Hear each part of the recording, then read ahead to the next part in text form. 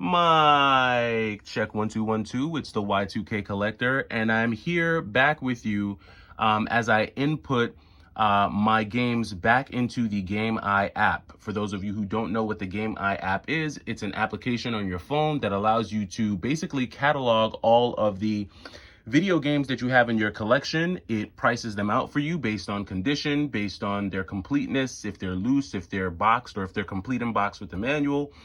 And because I did not back up the data from my old phone, I'm now having to do this process again on my new phone. So I've inputted all of my SNES games already. Most, if not all of my Super Nintendo games are loose. I only have a few complete in box games that you can see here. But now I'm getting down to all of my complete in box Sega Genesis games. And then I'm also having to do my loose cart games as well.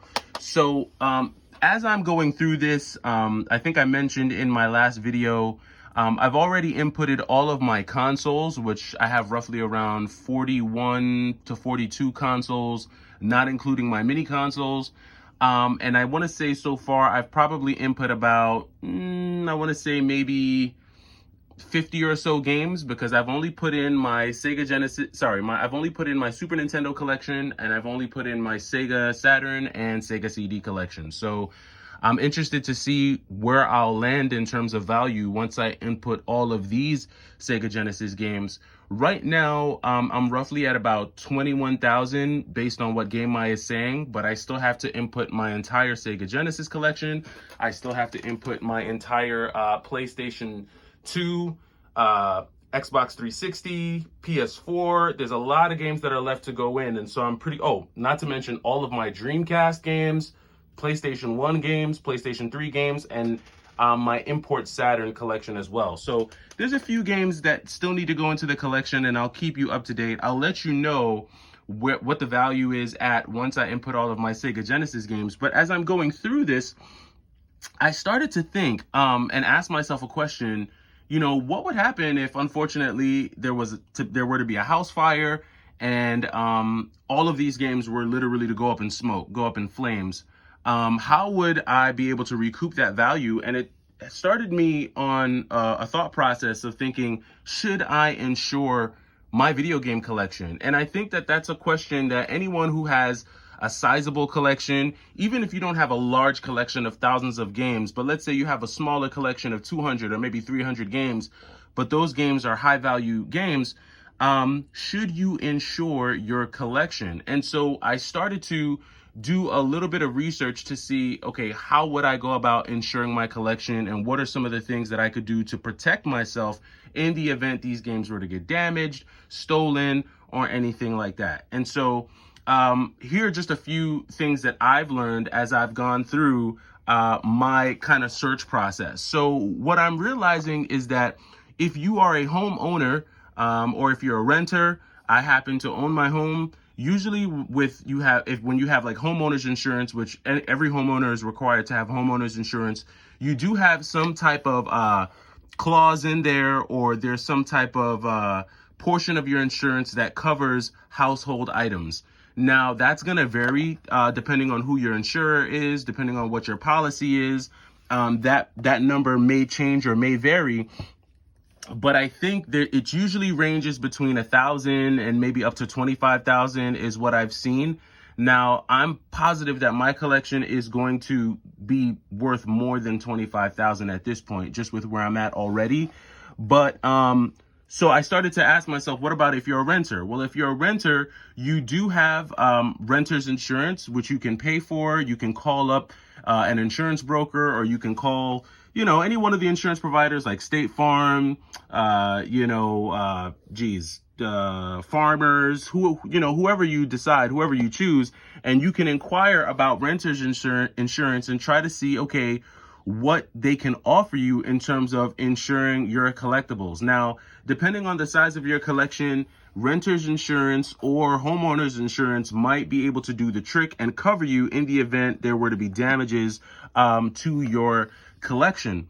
But in my case, I don't think neither my homeowner's insurance or, any kind of renter's insurance would cover me. So then that makes me wonder, okay, what can I do outside of that?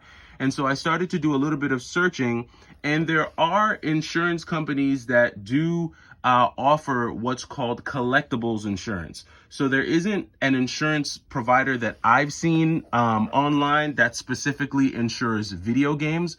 If you know of an insurance provider that does provide video game specific insurance, please let me know down in the comments. That'd be cool to know.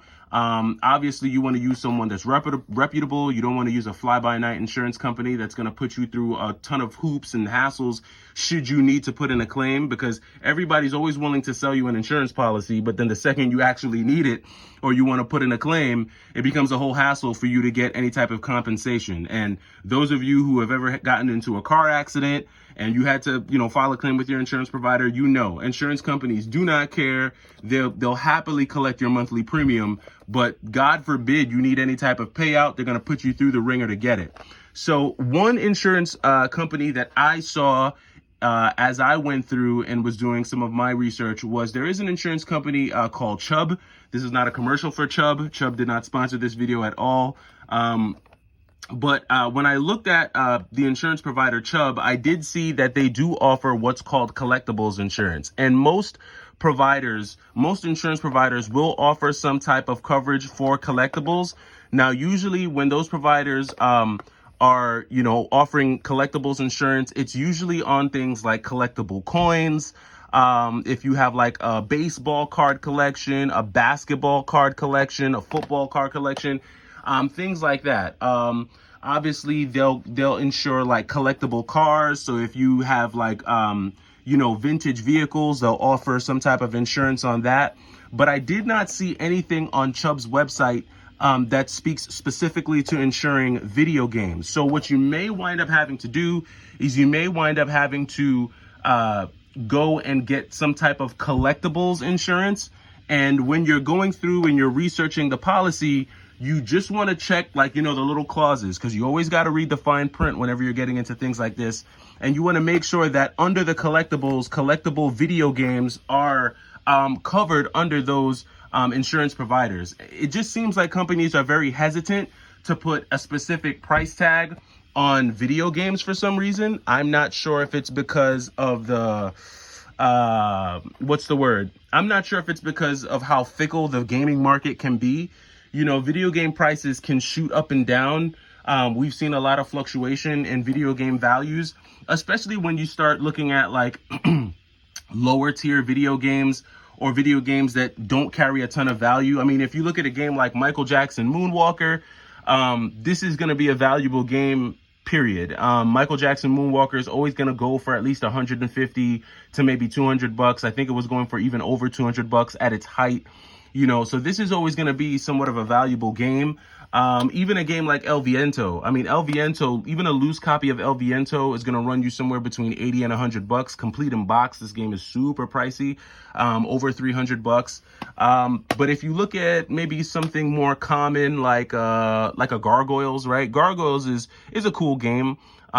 I wouldn't say that it's super rare. It's probably more on the rarer side. I don't usually see copies of Gargoyles, neither loose nor complete in box, laying around. But this isn't a game that, holds a ton of value. So a game like this might be harder to insure.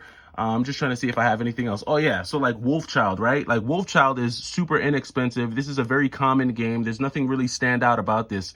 So if you try to insure like a collection that's filled with just shovelware, I don't know if it's worth it to do something like that, but I would say something that has a little bit more value, like a complete in box Lightning Force, or maybe a complete in box Garez, or maybe a complete in box Castlevania Bloodlines, games like that, things like that, or even a copy of Elemental Master, right? Which at one point, Elemental Master was touching close to 500. Right now, for a complete in box copy of Elemental Master, you're probably looking somewhere in the neighborhood of 250. I don't know if they're still asking 300 for this game. I've had my complete in box copy for some time now, but think games like that are the games that you'll definitely want to insure, just because of how rare they are. And how expensive they can be. Even something like a game like Pocahontas, right? Like Pocahontas isn't super rare, it isn't super expensive, but it is rare when you're able to get it complete. And I don't just mean like the game and the manual. For those of you who know, Pocahontas did come with it came with a poster. So I think this is the part that makes it rare. So if you have like rare things like posters that normally come in some of these complete in box games, those might be the things that you may want to kind of just ensure, just to protect yourself, and make sure that should something happen, you are able to, you know, recoup some of your funds. I wouldn't insure a bunch of games like Sonic the Hedgehog. I kept this in my collection because I grew up playing Sonic and this is a very clean copy, but this isn't something that I would really want to insure. I would want to insure more of the valuable games, more of the hard to find games, more of the games that are just really, really expensive, like a complete in box copy of Hyperstone Heist. So let me know down in the comments what you think. Do you have any type of insurance on your video game collection? Do you think it's worth it? What are the benefits? What are the drawbacks? Obviously, if you have to take out a policy that's going to run you a monthly premium, that's pretty expensive. Like if you're paying $100 a month to insure your collection, then you have to start weighing the pros and cons. But I do think as I go through and input these games into GameEye and I start to realize the true value of my collection, it's making me think, okay, my collection is worth more than my car. And I'm definitely insuring my car. So should I insure my collection? It's definitely a feasible question to ask. It makes sense. But let me know down in the comments what you think. Do you have insurance? And if you do, who are you using to insure your collection? Just a little morning thought for you all while we get ready for the second day of the week. It's the Y2K Collector. Hopefully you're having a great week. Take it easy.